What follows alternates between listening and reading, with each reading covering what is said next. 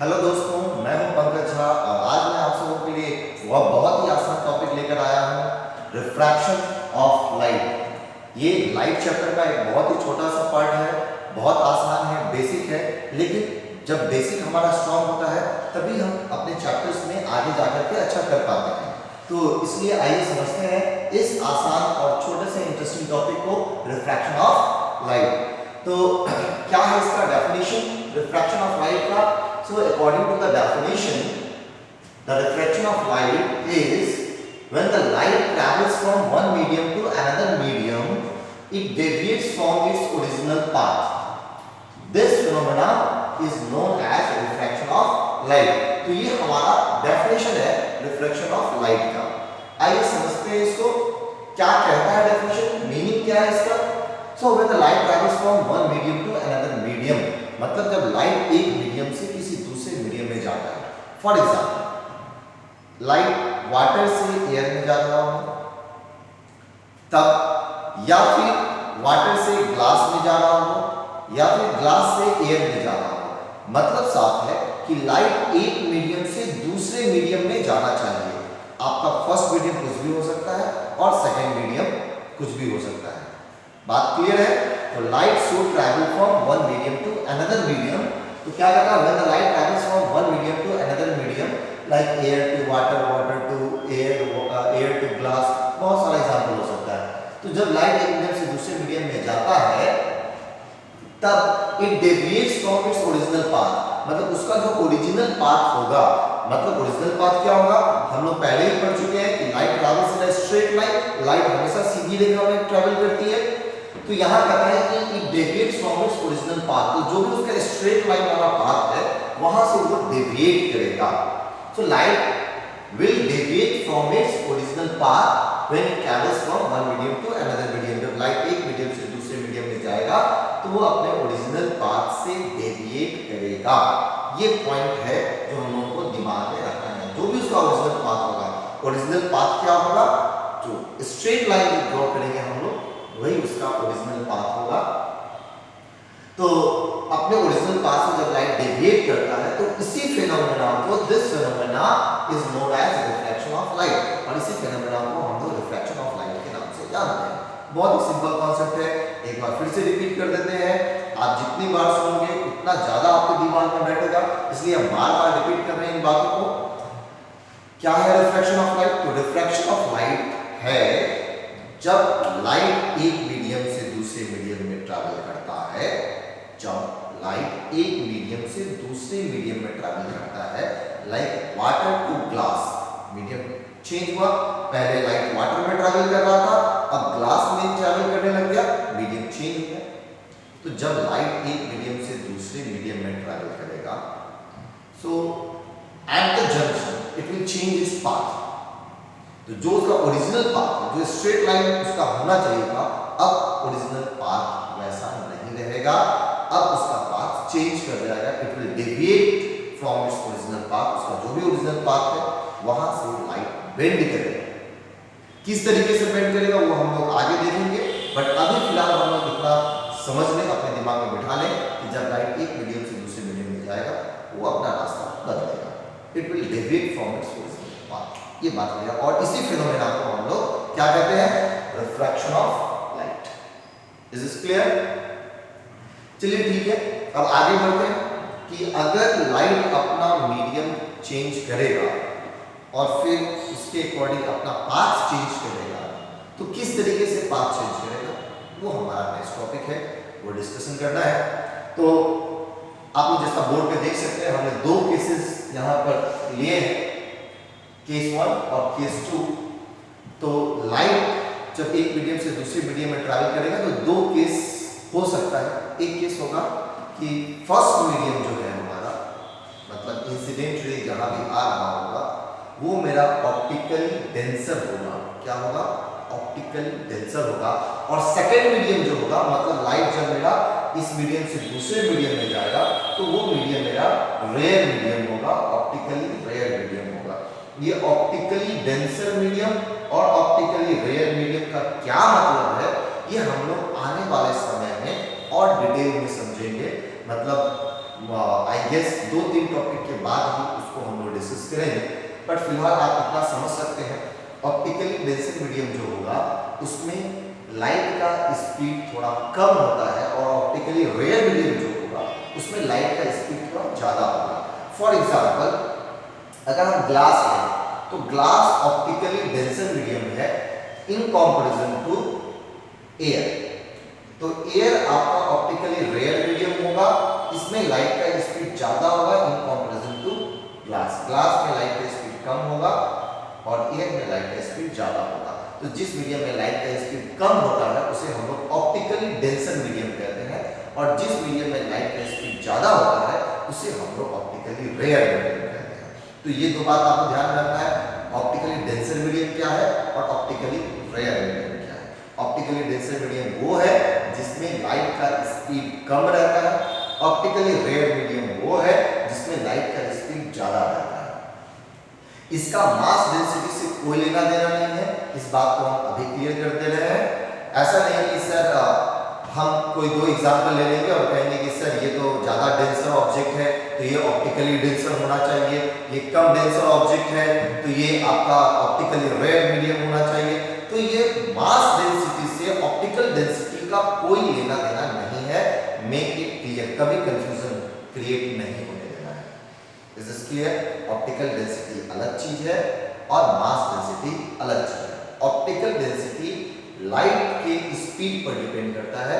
जिस मीडियम में लाइट का स्पीड कम हो जाता है वो ऑप्टिकली डेंसर मीडियम कहा जाता है और जिस मीडियम में लाइट का स्पीड ज्यादा होता है उसे हम लोग ऑप्टिकली रेयर मीडियम कहते हैं। ये सिंपल सा कॉन्सेप्ट है इसके लिए, ऑप्टिकल डेंसिटी के लिए। चलिए फॉर एग्जांपल अभी हम लोग ले लेते हैं कि जो हमारा फर्स्ट मीडियम है वो ग्लास है और जो दूसरा मीडियम है वो मेरा एयर है। मतलब लाइट को ट्रैवल करना है ग्लास से एयर में, तो जिसमें इंसिडेंट रे आएगा उसे हम लोग मीडियम 1 कहेंगे और जिसमें लाइट रिफ्रैक्ट करके जाएगा उसे हम लोग मीडियम 2 कहेंगे। क्या याद रखना है? जिसमें लाइट इंसिडेंट करेगा उसे मीडियम 1 लेना है और जिसमें लाइट जाएगा मतलब जिसमें रिफ्रैक्टेड रे होगा उसे हम लोग मीडियम 2 कहेंगे। तो ये हमारा फर्स्ट केस है जिसमें क्या है कि light is travelling from optically denser to rare medium. इसमें लाइट कैसे डेविएट करेगा अपने ओरिजिनल पाथ से वो अभी हम लोग ड्रॉ करके देखेंगे। तो assume this is my incident ray, ये हमारा एक इंसिडेंट रे है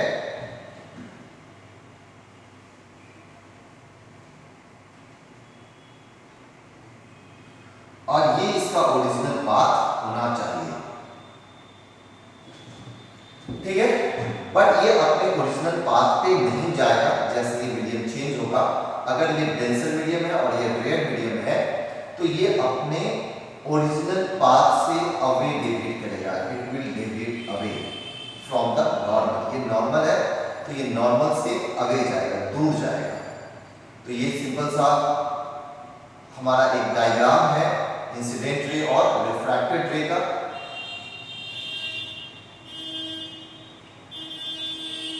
आप देख सकते हैं तो यहां पर जो एंगल बना है इंसिडेंट रे का नॉर्मल से उसे हम लोग एंगल ऑफ इंसिडेंस कहेंगे और रिफ्रैक्टेड रे का जो नॉर्मल बना है उसे हम लोग एंगल ऑफ रिफ्रैक्शन कहेंगे। तो इस पर्टिकुलर केस में एंगल ऑफ इंसिडेंस जो है वो कम है एंगल ऑफ रिफ्रैक्शन से। याद है लॉ ऑफ रिफ्लेक्शन में क्या था? लॉ ऑफ रिफ्लेक्शन में था एंगल ऑफ इंसिडेंस और एंगल ऑफ रिफ्लेक्शन बराबर होता था, लेकिन रिफ्रैक्शन के केस में ऐसा नहीं होगा।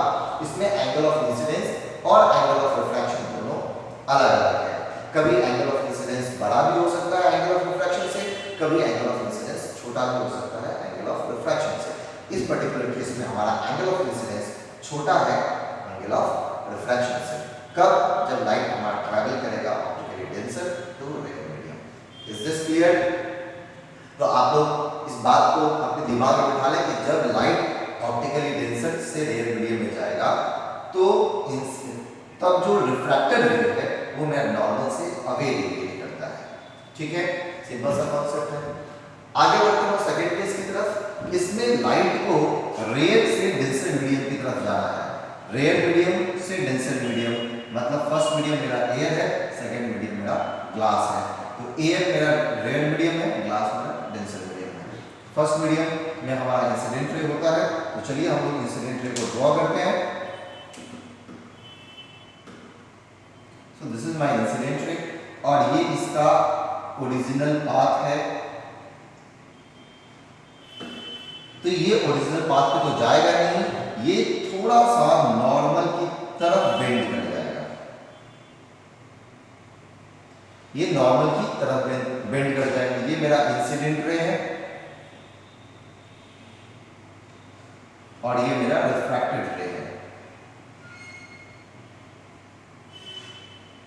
तो यहां पर आप देख सकते हैं कि जो एंगल ऑफ इंसिडेंस है आई, वो बड़ा होगा एंगल ऑफ रिफ्रैक्शन आर से, मतलब angle i is greater than angle r. Simple सा कॉन्सेप्ट है। जब लाइट रेयर से डेंसर मीडियम में जाएगा तो रिफ्रैक्टेड रे नॉर्मल की तरफ बेंड करेगा। ये इसका ओरिजिनल पाथ था, लेकिन ये ओरिजिनल पाथ से घूम के कहां आ गया, नॉर्मल की तरफ आ गया। और इस वाले केस में ये इसका ओरिजिनल पाथ था, लेकिन ये नॉर्मल से अवे डिविएट कर गया। ये सीक्वेंस ऑफ फंडा है रिफ्रैक्शन ऑफ लाइट का। आपको ये बात ध्यान में रखना है कि जब लाइट डेंसर से रेयर मीडियम में आएगा तो नॉर्मल से अवे डिविएट करेगा, जब रेयर से डेंसर मीडियम आएगा तो नॉर्मल की तरफ बेंड करेगा। इस बात को हम यहां पर नोट भी कर सकते हैं।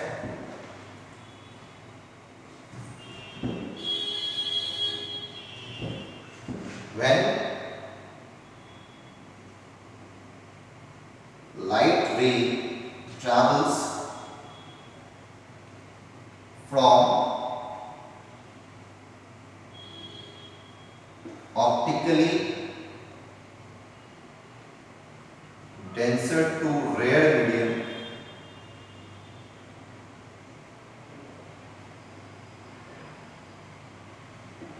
refracted ray deviates away from the normal, deviates away from the normal। ये बात आपको ध्यान रखना है, प्रैक्टिस भी करना है, इंसिडेंट रे ड्रॉ करना है, रिफ्रैक्टेड रे ड्रॉ करना है, डेंसर मीडियम दिखाना है, रेयर मीडियम दिखाना है। तो ये सब चीज आपको घर पे प्रैक्टिस भी करना है। सेकंड केस के लिए हम लोग एक पॉइंट बना करके लिख सकते हैं, when light ray travels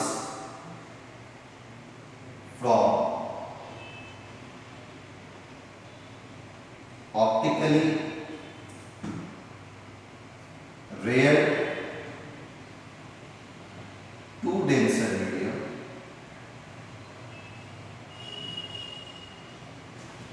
refracted ray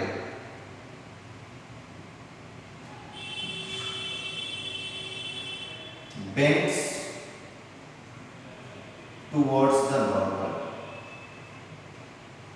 towards the ये सिंपल सा कॉन्सेप्ट है, आपको याद रखना है। अपने अपने नोटबुक में इसको आप लोगों को प्रैक्टिस करना है, ड्रॉ करना है। और इस बात को ध्यान में रखना है कि जब लाइट एक मीडियम से दूसरे मीडियम में जाएगा वो अपने ओरिजिनल पाथ से डेविएट करेगा। इसमें दो केसेस हैं, लाइट आपका डेंसर से रेयर मीडियम में जा सकता है। तो डेंसर से जब रेयर मीडियम में जाएगा तो आपका रिफ्रैक्टेड रे नॉर्मल से दूर जाएगा, और इस केस में angle of refraction angle of incidence से बड़ा होगा। दूसरा केस है optically rare to denser medium में जाएगा। तो जिस तरीके से यहाँ पे आप देख सकते हैं, ये रेयर मीडियम है, ये डेंसर मीडियम है। लाइट हमारा रेयर मीडियम से डेंसर मीडियम में आया है। इस पर्टिकुलर केस में जो रिफ्रैक्टेड रे है वो नॉर्मल की तरफ बेंड करेगा। ये इसका ओरिजिनल पाथ है, ये नॉर्मल की तरफ आ जाए। इन दोनों बातों को यहाँ पर पॉइंट बना करके भी लिख दिया गया है। तो आप लोग चाहें तो इसको अपने अपने नोटबुक में नोट डाउन कर लें और फिर घर पे बैठ करके इसको अच्छे से प्रैक्टिस करें। हम लोग अपने अब नेक्स्ट टॉपिक की तरफ बढ़ेंगे।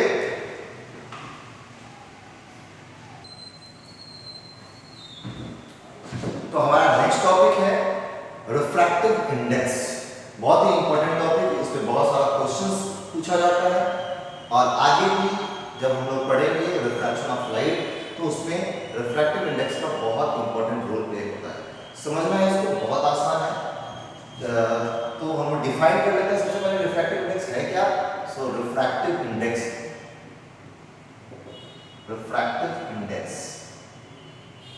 इसे हम लोग म्यू से भी रिप्रेजेंट करते हैं या फिर एन से भी आपको देखने को मिलेगा। कुछ बुक म्यू से रिप्रेजेंट करता है रिफ्रैक्टिव इंडेक्स को, कुछ बुक एन से रिप्रेजेंट करता है। तो जो भी आपको मिले आपको परेशान नहीं होना है। तो ठीक है, रिफ्रैक्टिव इंडेक्स कैसे डिफाइन होता है। So it is defined as speed of light in vacuum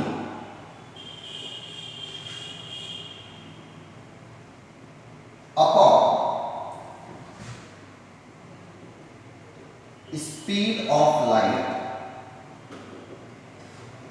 in the given medium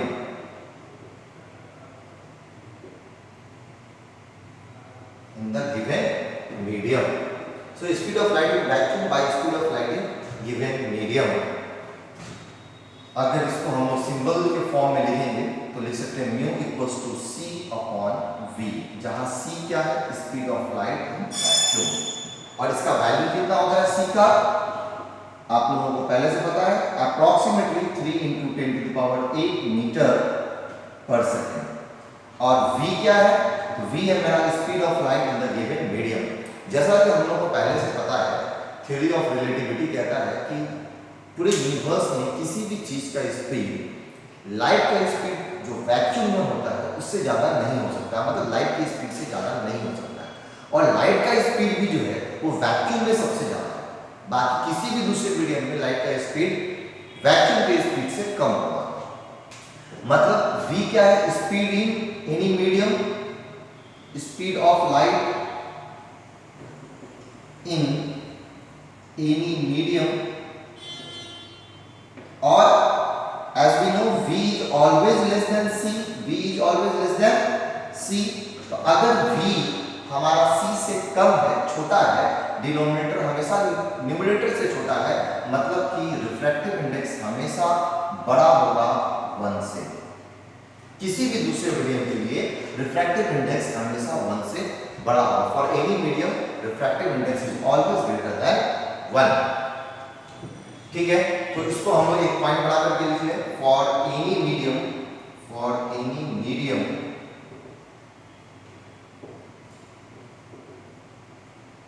refractive index is always greater than 1,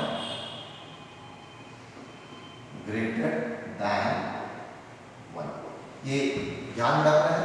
air हो, वाटर हो, ग्लास हो, डायमंड हो, कोई भी दूसरा मीडियम होगा उसमें रिफ्रैक्टिव इंडेक्स 1 से ज्यादा होगा। एयर में जो लाइट का स्पीड है वो ऑलमोस्ट वैक्यूम के बराबर ही है, इसीलिए वहां पे हम लोग ज्यादातर केसेस में रिफ्रैक्टिव इंडेक्स का वैल्यू 1 कंसीडर कर लेते हैं, बिकॉज स्पीड ऑफ लाइट जो है एयर में वो वैक्यूम के ऑलमोस्ट बराबर है। हालांकि वो कुछ ना कुछ कम है, लेकिन फिर भी इतना डिफरेंस छोटा है तो उसे हम लोग बराबर ही ले लेते हैं। So in case of air we take refractive index to be 1, जो कि एक अप्रॉक्स वैल्यू है। ये कैसा वैल्यू है, अप्रॉक्स वैल्यू है। एक्चुअल में एयर का भी रिफ्रैक्टिव इंडेक्स 1 से थोड़ा ज्यादा होगा, बट अप्रॉक्स में 1 हम लोग उसको लेकर के काम करते हैं। चलिए, ये हो गया रिफ्रैक्टिव इंडेक्स का बेसिक डेफिनेशन। क्या है बेसिक डेफिनेशन, तो refractive index of a medium is defined by speed of light in vacuum by speed of light in given medium. किसी मीडियम का जो भी स्पीड, मीडियम में जो लाइट का स्पीड जो भी होगा उससे डिवाइड करना है लाइट के स्पीड को जो वैक्यूम में होगा। So mu equals to c by v। अभी यहीं से कुछ और काम हम लोग करने वाले हैं। पहले अगर आप लोग चाहें तो इस चीज को अपने नोटबुक में नोट डाउन कर लें। अभी हम बोर्ड को क्लीन करने जा रहे हैं और रिफ्रैक्टिव इंडेक्स को कुछ और टर्म्स में हम लोग रिप्रेजेंट कर सकते हैं, और वो क्या टर्म्स है वो हम देखते हैं।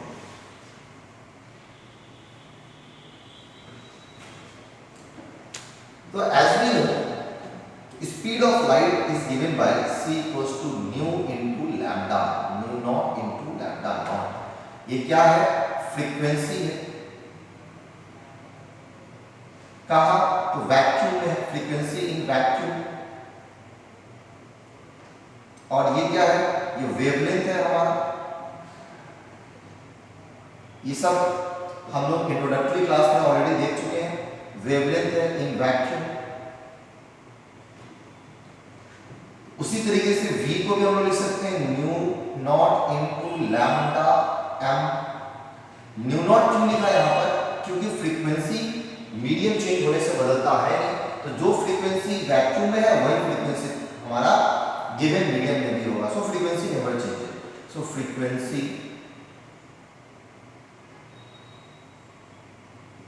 इन मीडियम, एक बार फिर से लिखते हैं, it doesn't change, it doesn't change। Lambda क्या है? वेवलेंथ इन द मीडियम, और ये चेंज होता है, it changes।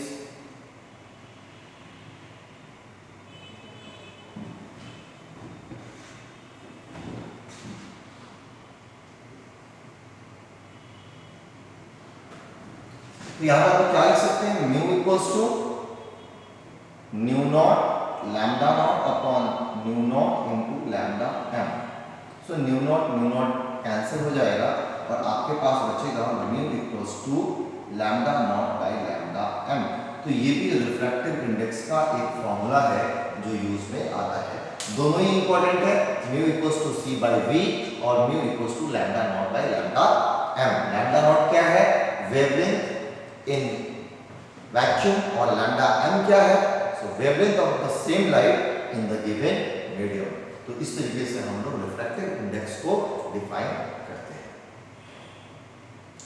आई होप कि आप लोगों को रिफ्रैक्टिव इंडेक्स समझ में आ गया होगा। बहुत सिंपल सा डेफिनेशन है, it is the ratio of speed of light in the vacuum and speed of light in the given medium. ये सिंपल सा कॉन्सेप्ट है रिफ्रैक्टिव इंडेक्स का। इसमें बहुत सारा क्वेश्चंस दिया जाता है, आपके बुक्स में, आपके न्यूमेरिकल बुक्स में मिलेंगे। क्वेश्चन ऐसा कुछ रहता है कि आपको किसी मीडियम का रिफ्रैक्टिव इंडेक्स दे दिया जाएगा और उस मीडियम में लाइट का स्पीड पूछा जाएगा। तो बहुत आसान रहेगा, आपको रिफ्रैक्टिव इंडेक्स दे रखा है, इस मीडियम में लाइट का स्पीड पूछा है और वैक्यूम में हमको ऑलरेडी पता है कितना होता है। वैक्यूम में लाइट का स्पीड वही अप्रोक्सीमेटली 3 × 10⁸ मीटर पर सेकंड। तो लेट्स अज्यूम कि अगर कोई एक ऐसा मीडियम है जिसका रिफ्रैक्टिव इंडेक्स है 1.5, कितना है हमारा? 1.5 है रिफ्रैक्टिव इंडेक्स। ध्यान रखें ये वैल्यू 1 से बड़ा रहना चाहिए, क्योंकि रिफ्रैक्टिव इंडेक्स किसी भी मीडियम का 1 से बड़ा होता है। ठीक है, तो मान लीजिए कोई क्वेश्चन है जिसमें किसी मीडियम का रिफ्रैक्टिव इंडेक्स दे दिया है 1.5, हमने लिख दिया speed of light in vacuum हमें पता है 3 × 10⁸ मीटर पर सेकंड। अब इस मीडियम का हमसे वेलोसिटी पूछा है कि ये v कितना होगा। तो आसान रहेगा, आपको ज्यादा कुछ करना नहीं है। सो v इक्वल्स टू 3 × 10⁸ अपॉन 1.5। आप इसे काट सकते हो दो बार में, तो इस मीडियम में लाइट की स्पीड कितना आएगा? सो v इक्वल्स टू 2 × 10⁸ मीटर पर सेकंड। ये आपका आंसर हो गया। तो बहुत ही आसान रहेगा इस क्वेश्चन को, इस टाइप के क्वेश्चंस को करना। आपको कई बार वेवलेंथ टर्म्स में दे सकता है, दे देगा कि किसी मीडियम का रिफ्रैक्टिव इंडेक्स जस्ट लाइक यहाँ पर 1.5 है, उस मीडियम में कुछ दे देगा 1.2 है। और वैक्यूम में उस लाइट का वेवलेंथ आपको देगा, क्योंकि जो भी क्वेश्चन करता है वो ये एक्सपेक्ट नहीं करता है कि आपको वैक्यूम में लाइट का वेवलेंथ भी पता हो, वो ये एक्सपेक्ट कर सकता है कि वैक्यूम में लाइट का स्पीड आपको पता है, लेकिन ये एक्सपेक्टेशन नहीं रहता है कि वैक्यूम में लाइट का वेवलेंथ क्या है। ये जरूरी नहीं है कि बच्चों को मालूम हो, तो इसलिए वो क्वेश्चंस में ही दे करके रखेंगे कि वैक्यूम में उस लाइट का वेवलेंथ कितना है, रिफ्रैक्टिव इंडेक्स कितना है। तो फिर आपको दिए गए मीडियम में वेवलेंथ पूछ सकता है। तो ये सिंपल से फॉर्मूले का इस्तेमाल करके हम लोग फाइंड आउट कर सकते हैं। ठीक है, इज दिस क्लियर? तो रिफ्रैक्टिव इंडेक्स टॉपिक हमारा कवर हो गया है। हम लोग नेक्स्ट टॉपिक की तरफ आगे बढ़ेंगे। अगला टॉपिक हमारा होगा relative refractive index. Refractive index पढ़ने के जस्ट बाद उसे हमें पढ़ ही लेना चाहिए, क्योंकि ये कंटिन्यूटी में होता है, फ्लो में होता है, तो आसानी से समझ में आ जाता है, कंफ्यूजन नहीं आने होगा। चलिए ठीक है, इसे हम लोग पहले साफ करें।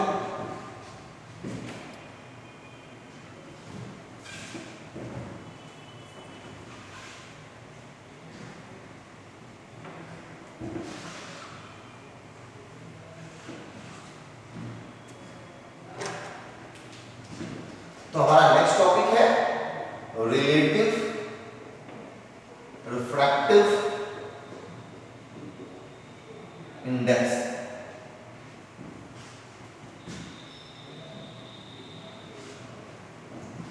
इसे इन शॉर्ट म्यू आर लिखते हैं हम लोग, और भी कई तरीका इसको लिखने का, म्यू 1 2 ऐसे लिखते हैं, या फिर म्यू 1 2 ऐसे भी लिखा हुआ मिलेगा, n के टर्म्स में भी मिलेगा n 1 2 या n 1 2, इस तरीके से आपको रिप्रेजेंटेशन देखने को मिल सकता है इन तरीकों से रिलेटिव रिफ्रैक्टिव इंडेक्स का। कभी कभी ऐसा भी मिलेगा आपको म्यू 1 2, यहां पर भी n के टर्म्स में भी इस तरीके से देखने को मिलता है n 1 2। तो ये सब रिप्रेजेंटेशन है रिलेटिव रिफ्रैक्टिव इंडेक्स को लिखने का। चलिए डेफिनेशन पे आते हैं, what is relative refractive index. तो ये डिफाइन होता है refractive index of first medium, refractive index first medium upon refractive index of second medium, refractive index of second medium. इसको हम लोग फॉर्मूला मतलब के टर्म्स में लिखते हैं, तो mu 1 2 equals to mu 1 upon mu 2, refractive index of first medium with respect to refractive index of second medium, mu 1 upon mu 2। यही आपको इस तरीके से लिखा हुआ आप देख सकते हैं, म्यू 1 2, ये आपको म्यू 1 2 इस तरीके से भी लिख सकता है। सो इसका मतलब ये हो गया refractive index of first medium with respect to refractive index of second medium. तो ये आपको ध्यान में रखना है, this is relative refractive index. Definition अगर लिखता है तो हम डेफिनेशन लिख सकते हैं, refractive index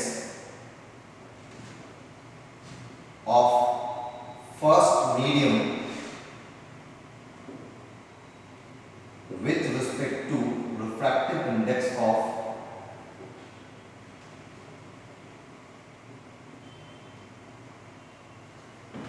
second medium। Simple concept है। तो रिलेटिव रिफ्रैक्टिव इंडेक्स को कैसे डिफाइन किया आपने, refractive index of first medium with respect to refractive index of second medium. Mathematically लिखना होगा तो refractive index of first medium upon refractive index of second medium. इसको हम लोग फार्मूला के फॉर्म में लिखे तो म्यू 1 2 का मतलब हो गया म्यू 1 अपॉन म्यू 2। अगर यहीं पे म्यू 2 1 लिखा होता है तो ये हो जाएगा म्यू 2 अपॉन म्यू 1। इसको हम लोग कैसे बोलेंगे, refractive index of second medium with respect to first medium. This is quite simple. तो आप देखिए रिलेटिव रिफ्रैक्टिव इंडेक्स को कैसे डिफाइन किया गया है, फर्स्ट मीडियम रिफ्रैक्टिव इंडेक्स का फर्स्ट मीडियम का refractive index divided by refractive index of second medium. आप लोग उसको एक बार ध्यान से देख लें। अभी इस पे एक आध एग्जांपल करा करके हम लोग आगे बढ़ते हैं।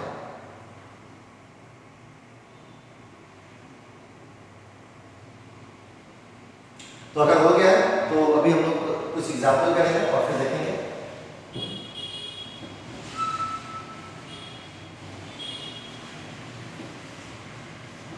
So for example, I have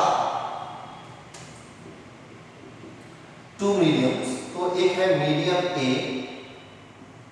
जिसका रिफ्रैक्टिव इंडेक्स है 1.2 और दूसरा मीडियम है हमारा B, इसका रिफ्रैक्टिव इंडेक्स है 1.4। दो मीडियम है, मीडियम A और मीडियम B। अब मुझे रिफ्रैक्टिव इंडेक्स चाहिए A का with respect to B। So refractive index of A with respect to B, मतलब म्यू ए बी, इसका मतलब ये हो गया। So mu A B is mu A upon mu B. तो ए का रिफ्रैक्टिव इंडेक्स कितना है, 1.2, बी का रिफ्रैक्टिव इंडेक्स कितना है, 1.4। So mu A B is 1.2 upon 1.4। Decimal से हम सिंप्लीफाई करेंगे, 6 7, दैट इज 6/7। ये हमारा फर्स्ट पार्ट एग्जांपल। तो mu A B equals to हम लोग कितना लिख सकते हैं, 6/7। दूसरा केस इसमें क्या दे सकता है कि refractive index of B with respect to A, ये निकालने के लिए हम लोगों को दे सकता है। तो चलो देखते हैं फिर हम लोग mu B A, B with respect to A, मतलब mu B upon mu A. तो म्यू बी कितना हमारा 1.4 और ये कितना 1.2, तो ये 7/6 आ गया। तो म्यू बी ए कितना आ गया, 7/6। आप देख सकते हैं कि म्यू ए बी जो है वो 6/7, ये वैल्यू 1 से छोटा है। म्यू बी ए 7/6, ये 1 से बड़ा है। तो रिलेटिव रिफ्रैक्टिव इंडेक्स 1 से बड़ा भी हो सकता है और 1 से छोटा भी हो सकता है। रिलेटिव रिफ्रैक्टिव इंडेक्स के लिए ऐसा कोई कंस्ट्रेंट नहीं है कि ये वैल्यू 1 से बड़ा ही होगा, क्योंकि ये दो मीडियम का रिलेटिव वैल्यू है जो कि 1 से बड़ा भी हो सकता है और 1 से छोटा भी हो सकता है। तो ये सिंपल कॉन्सेप्ट है किसके बारे में, रिलेटिव रिफ्रैक्टिव इंडेक्स के बारे में।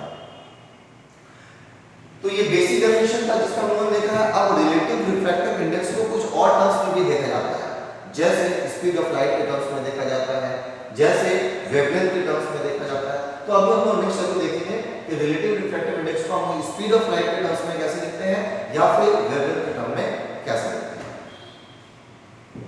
होप ये आप लोगों को समझ में आ गया होगा। हम लोग आगे बढ़ते हैं अपने नेक्स्ट टॉपिक की तरफ।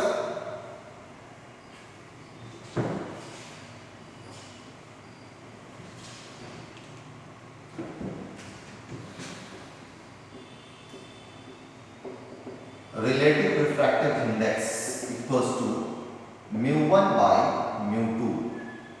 हम लोग μ1 को क्या लिख सकते हैं, μ1 को लिख सकते हैं C/V1, मतलब refractive index of first medium can be given by speed of light in vacuum by speed of light in the given medium in the first medium, और μ2 को लिख सकते हैं C/V2। अब इसको अगर आप सिंप्लीफाई करें तो हम लिख सकते हैं μ12 equals to C into V2 upon C into V1। C cancel हो जाएगा, तो μ12 equals to V2 upon V1। V2 क्या